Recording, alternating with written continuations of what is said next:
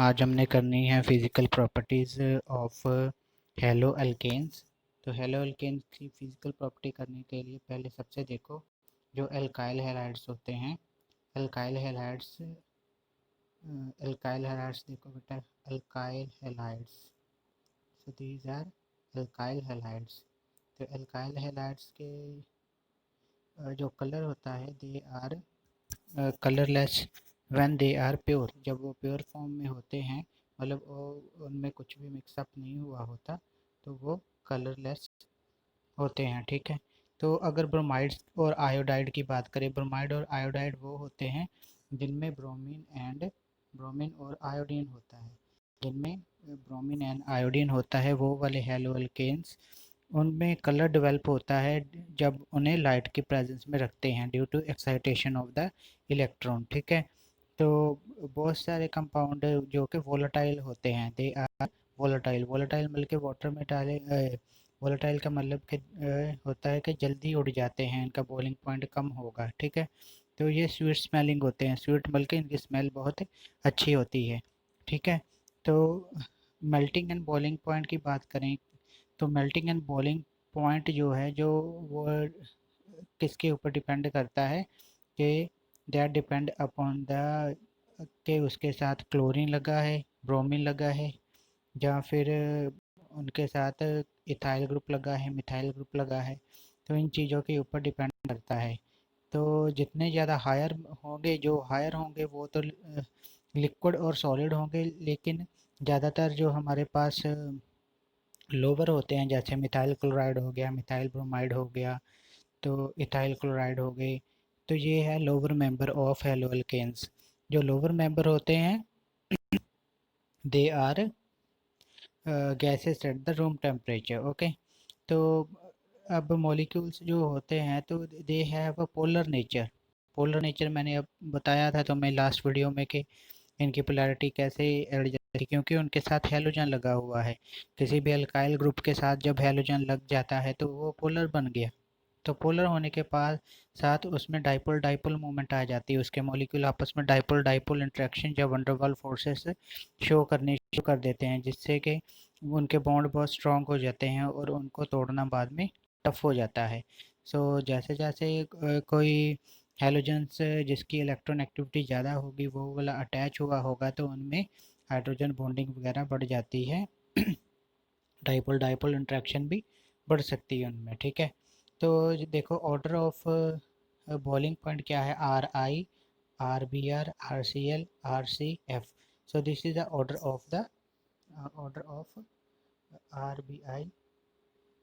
देखो R I, R B R, R C L and R F. तो मतलब कि सबसे ज़्यादा बॉइलिंग पॉइंट का जो ऑर्डर होगा किस में होगा, आर आई में होगा। तो क्योंकि उसमें डाइपोल डाइपोल इंटरेक्शन ज़्यादा होगी। आर बी आई इसमें आर बी आर में जो है मल के ब्रोमीन लगा हो तब उनकी कम होगी, आर सी एल की और कम होगी अगर क्लोरीन लगा हो, आर एफ फ्लोरीन लगा हो हेलो अल्केन में तो और ज़्यादा कम हो जाएगी। Okay students. तो यहाँ आप पास एक डायग्राम दिख रही है। So number of carbon atoms जो है वो डिसाइड करते हैं कि बॉइलिंग पॉइंट क्या होगा। तो ये हमारे पास बॉइलिंग पॉइंट है 100, 200, 300, 400। तो नीचे दिया गया है CH3X, CH3, CH2X, CH3, CH2, CH2X। ठीक है। तो देखो कि हम जैसे ही एक्स एक्स एक्सिस पे जाते हैं तो हमें दिख रहा है कि इसमें एक्स जिसके साथ लगा है उसमें एक ही कार्बन है। तो सेकंड वाला देखो, उसमें हमारे पास दो कार्बन है। ठीक है। सो इसमें, सो यू कैन चेक, इसमें एक कार्बन है।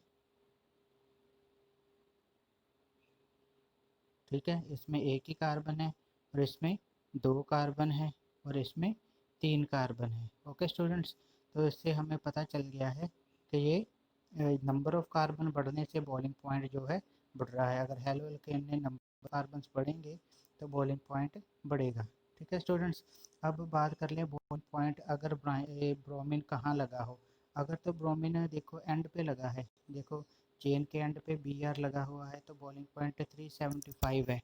ओके। तो नेक्स्ट में देखें, अगर ब्रोमीन सेकंड वाली कार्बन के साथ लगा है तो 364 है। अगर ब्रोमीन तीसरी वाली कार्बन की 1 2 सेकंड जो कि टर्शरी ब्रोमाइड, इसे बोलते हैं टर्शरी ब्रोमाइड। अगर वो टर्शरी वाली कंडीशन में है तो इसे देखो, ये हेलो एल्केन सेकेंडरी कंडीशन में है, तो ये हेलो एल्केन जिसमें 375 है, इसमें प्राइमरी कंडीशन में है, मतलब प्राइमरी कंडीशन, तो 364 वाला सेकेंडरी कंडीशन, 346 वाला टर्शरी कंडीशन। जब टर्शरी कंडीशन में लगा होगा तो boiling point you can see the boiling point is 346। इसमें बॉइलिंग पॉइंट कम है as compare to in the secondary condition 364 वाली।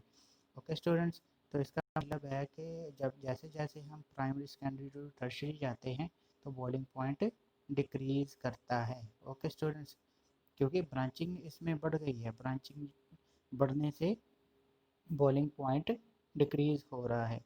तो अगर हम बात कर लें उन डाई हेलो बेंजीन की, डाई हेलो बेंजीन मतलब कि ये देखो, ये ऑर्दो है 455 बॉइलिंग पॉइंट, मेटा पोजीशन पे लगे हों क्लोरीन तो 446, तो अगर ये लगे हों पैरा पोजीशन से 448, तो ये प्राइमरी, ये हो गया ऑर्दो, ये हो गया मेटा, और ये हो गया हमारे पास पारा पोजीशन पे। ठीक है, तो इनके boiling point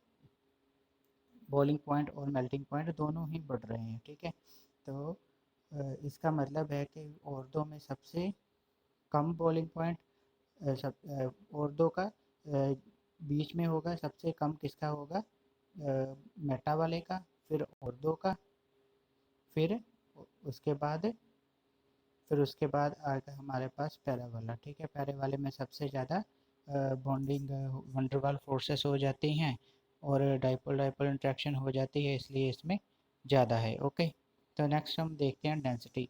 density of course number of carbon atom बढ़ने से नंबर ऑफ Cl2 है, देखो फर्स्ट में 0.89 है, 0.89 में Cl2 मतलब उसमें 2 क्लोरीन लगे हुए हैं, तो 1.335 में Cl3 3 क्लोरीन लगे हुए हैं, 1.747 डेंसिटी है। इसका मतलब है कि 4 carbon tetrachloride Cl4 carbon tetrachloride में 4 Cl4 Cl लगे हुए हैं। इसका मतलब है कि नंबर ऑफ हेलोजेंस इंक्रीज होने से डेंसिटी इंक्रीज होगी, क्योंकि उनका अपना मास भी है, मास इंक्रीज हो रहा है इसलिए। ठीक है, तो ये सॉरी, मैं यहाँ बताना चाहता हूँ एक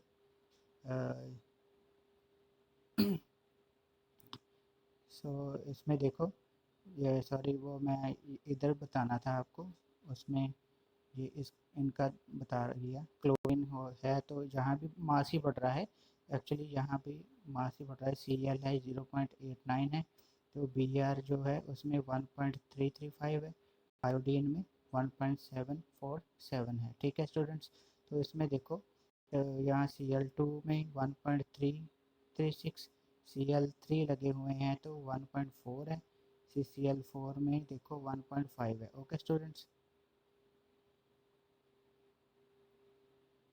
नेक्स्ट देखो सॉल्युबिलिटी वाटर में बहुत ही कम सॉल्युबल होंगे। क्या रीज़न है उनका वाटर में कम सॉल्युबल होने का, क्योंकि ये खुद ही इनमें अपने आप में बॉन्डिंग हुई होती है, वंडरवाल इंट्रैक्शन से डाइपोल डाइपोल मूवमेंट होती है। तो पहले डाइपोल डाइपोल मूवमेंट को तोड़ने के लिए एनर्जी चाहिए, बाद में ये वाटर के साथ बॉन्ड बनाएगा।